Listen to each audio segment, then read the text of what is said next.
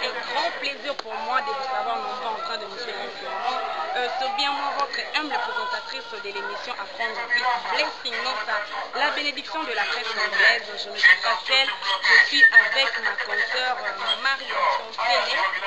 Liwana vraiment la au tout ça, les défenses sur le terrain de l'eau. Tout ça vraiment on a siège, il y a papa, il y a moi, mon honorable. Toza mpona siège na ye otambola ekende carnaval po lelo nde babandi balance campagne électorale na bango elongo na mwana mboka mokonzi Martin Fayulu baza kosoutenir ye 100%. En tout cas bana mboka bocontinue kolanda bomona ndenge carnaval ekesala. Merci beaucoup. Maria Fontene, si vous avez à dire. Bana mboka tosala biloko bolanda po eza na tobandi awa toza na siège papa Sylvestre na mama Solange ande mama toza dans la départ déjà tobima po tokende tobanda campagne. D'accord, merci beaucoup Maria Fontene. En tout cas, tozo consulter tozo ke carnaval bokomona dili toza elongo na kuti ndeko kuti avec une attente ma caméra yende vraiment mutazo accompagner biso pe yende mutazo sala ke image o et ma soin pe TikTok vous a toujours branché.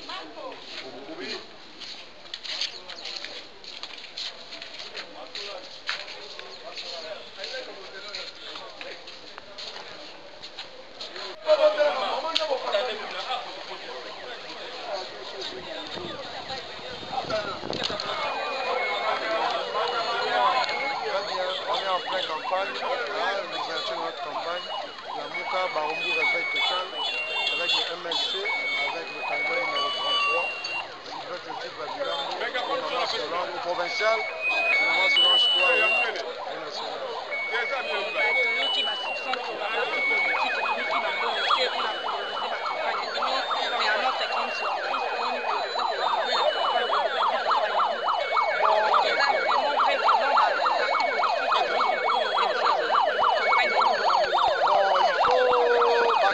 D'abord, quand tu es candidat, il faut avoir la vocation. Il faut avoir l'intérêt par rapport à nous. Bien sûr, campagne sur la campagne de porte à porte. Moto, avant de la misolo, pour faire la campagne, avant de monter le pour aller pour l'opportunité, pour faire la misolo. Du coup, nous allons fournir au travail au jour le jour. Il y a un résultat. Oh, ben, nous allons tambola, mouton, on va dire falanga, tombon, hôtel, le mais ils ont vocation, ils ont engagement politique. Il y a un parti à solo solo, les barumbo, ils ont fief nabiso naturel, tout le temps, on va adhérer, on va adhérer, on va voir la candidat à Bango, on va voter à l'Oboko, on va voter Bango, donc ils ont raison, il y a Misolo, il y a un parti financier, mais ils ont ancrage, il y a un candidat, et un parti naturel. En fait, sur le marché, est-ce que vraiment les 23 décembre, maman, date 10 organisateurs de l'ICNI, après ça, ils sont date il y a 23. Le lobby peut être côté. À ça, la nègre loi est tengeli, donc il y a le vote électronique dans la tête, et puis le 23 décembre, Batiaki, bakokisa yango. Soki bakokisi yango te, mokolo wana tolobi lamuka, réveil total, le peuple se prend en charge pour un vrai changement. Le véritable patron de la démocratie, ils ont dit peuple. Peuple aza kotala biso, o totambola na bango, o bavaya na bandako, moto akosa bino te, basaka na bino te. Bali korumisaka ba élection ko reporter mpona koruminaka na pouvoir. Alors peuple ye moko akozwa tete na ye mais po adécider sur la bango à travers ba leader o bana.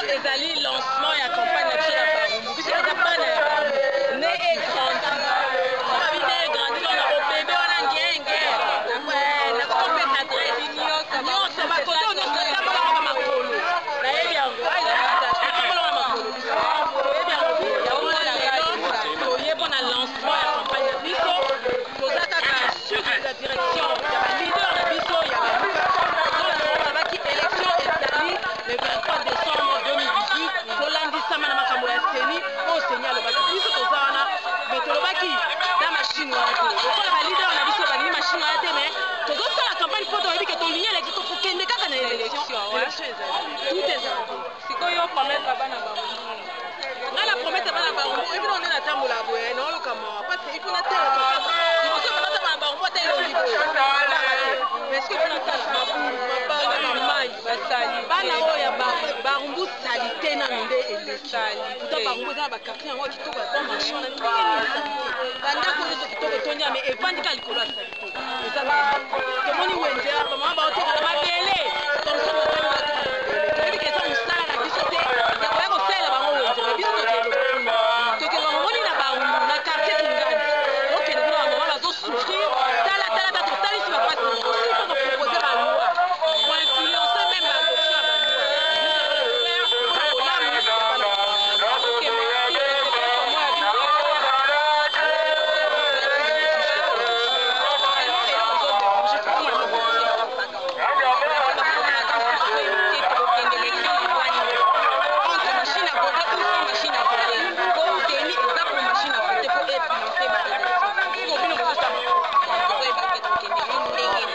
merci pour la motuna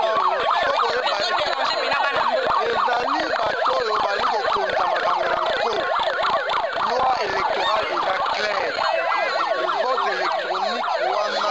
eza prévu mpona maponami ya oyo te ya mbula oyo te toza na mboka moko technologie eza avance te et puis cour wana baza koloba c'était démontré que avec nouvelle loi électorale ndenge ekomi na baregroupement politique cour esi ekitaki machine wana badémontre yango clairement ekoki kotina barésultat ofini boye ekopesa résultat na moto mosusu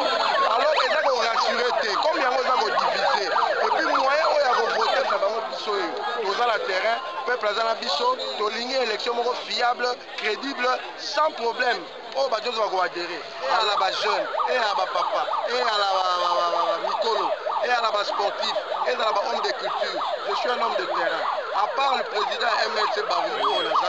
nazali président ya association réveil total oyo ya prise de conscience na RDC mobimba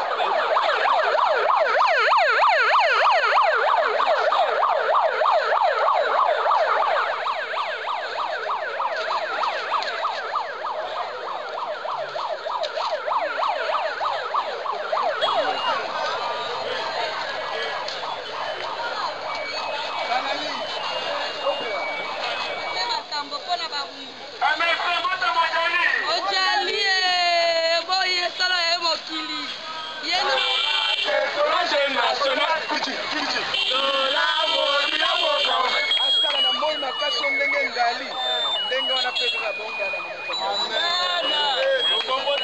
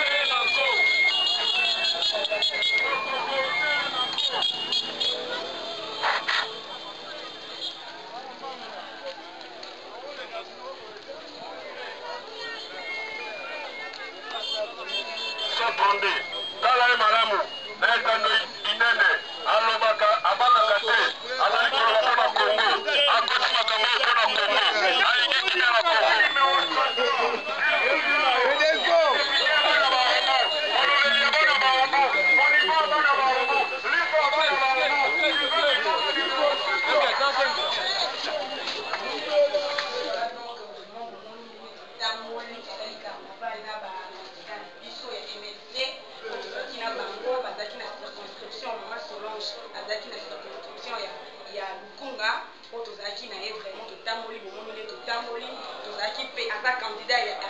apose candidature na ye na national epuis tozalaki mpo na papa Sylvain oyo totamboli na ye lisusu bomoni papa Sylvain to totamboli na ye bomoni lisusu vraiment ye azali candidat provincial en tout cas baza wana bakoloba mwa moli ya fa na bango mpona journée ya lelo ndenge eleki papa Sylvain kokoloba mwa limongo mpona journée ndenge eleki. Alors journée ya lelo ezalaki vraiment début la campagne de biso oyebi ke toza na kati ya plateforme tolamuka na Kinshasa tobandaki kuna na beni officiellement avec président Fayulu awa na Kinshasa biso na Barumbu tobandi ya biso lelo tobetaki tike gagné na biso ngai na numéro 33 na provincial na maman Solange Kwale ye na national Lukongo 532 oyo ezali ba véritable natif ya Barumbu ya odefa te ya kotatabala te. Donc comme Barumbu ezali fief naturel ya MLC il fallait que biso tozala le premier pour nous donner le temps pour confirmer notre leadership sur le terrain. Et puis toyei kobeta sete koloba ete les erreurs du passé ne doivent plus se répéter. Bana Barumbu, bamama Barumbu, bapapa Barumbu basengeli komikosama susu te bisengeli basala bashwa moko utile baoyo bavotaka bango ezala baoyo bayaki kokutana balingomba ya biso oyo ya baopoza baoyo basali mabe oyo ntango eleki ekomi ntan ya sanction ya renouvellement yango bato ya sika baya koya boyebi ke MLC ezwi trahison trop MLC batayi yango bayaki parti banaye baboma bakangi président na bango pendant 10 ans badepute na bango balombi bango bakanyaka bamosusu batengami et tout ça mais bavéritable ame bagaye du temple oyo batikali mpona kotombola bendela ya MLC babiso oyo tozali toujours sur terrain yango wana bamosusu babimi mpona tozongela maponami mpo ete tobongola ekole na biso parce que 10 ans de pouvoir plus de 17 ans de pouvoir oyo bato oyo bandeko bayaki na kopenga na mobutu balobaki baye mpona afdel mpona changement tomoniki bazongisi biso nsima yango wana koma maponami ebelemi le 23 tozali bacandidat confirmé et puis tozalaki na mabele na biso mpona koteya mpona kobelela mpona kosensibilize bandeko nyonso le jour ya le 23 bazala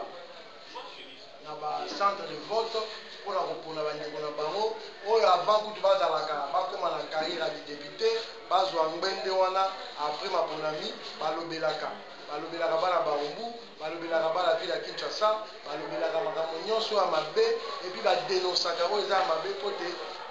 mbongo wana mpe changement ya solo mpe développement ya mboka ekota yango wana totambolaki elengo symbiose na population na biso ya Barumbu bilili na siki bozwi bomoni parfaite harmonie oyo toza nango na kati ya terrain nous sommes comme des poissons dans l'eau oyo eza bakandidat na terrain mama sola soko aleki na sitasi bayebi ye batémoignage ya malonga et puis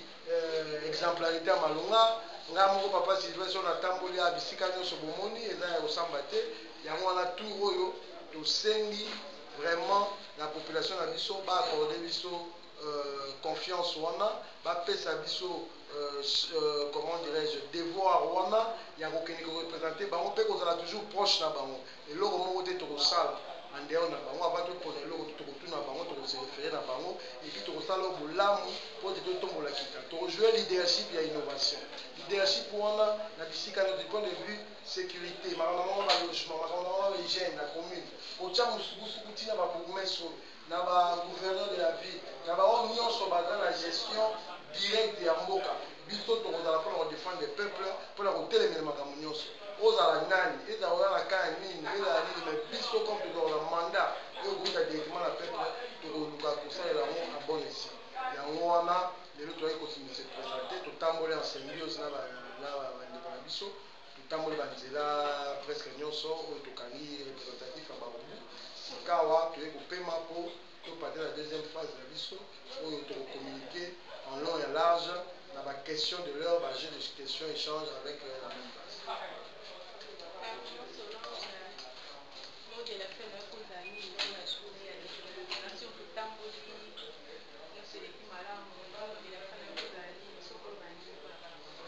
Je crois que